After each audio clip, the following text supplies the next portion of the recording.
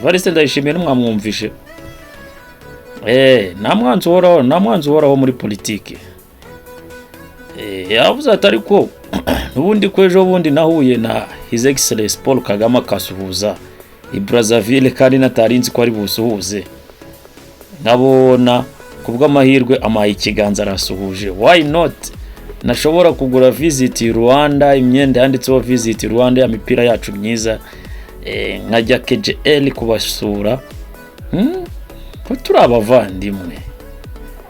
So nibibatungura rero kubona Evariste Ndayishimiye muza kumubona yambaye Visit Rwanda mu minsi iri imbere, kuko ngo komande y'iyo mipira yayitumije kabisa. Arifuza yuko erega nawe ngo yaratekereje asanga nta muntu muzima ashobora kuba afite wamugira inama nk'uko yakiyegereza His Excellency Paul Kagame. Ni ibintu biri very good, kuko uyu mutaramu ni umuntu wagiye winangira cyane, adushinja urwango rukomeye, ariko ubwo agiye yemeye kuza KGL, so tumwakirane yombi nk'abanyarwanda, nawe aze arebe Visit Rwanda, tumujyane mu Bigogwe, tumujyane muri Nyungwe,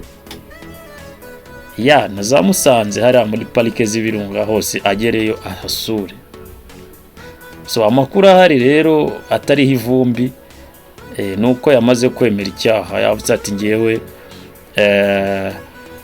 Kigali nkeneye kujyayo, ati cyane ko nshobora no kwegera His Excellency Paul Kagame nkamuganiriza, nkamwereka ko nahindutse, wenza akaba yaniza n'indege dore yangiheze Madrid.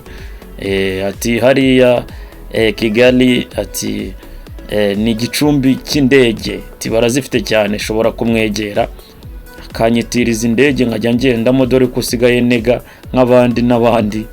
Ati kandi ndi raisi mwenyewe wa Bujumbura, ndi raisi wa Union d'Afrique, nkaba nta ndege fite.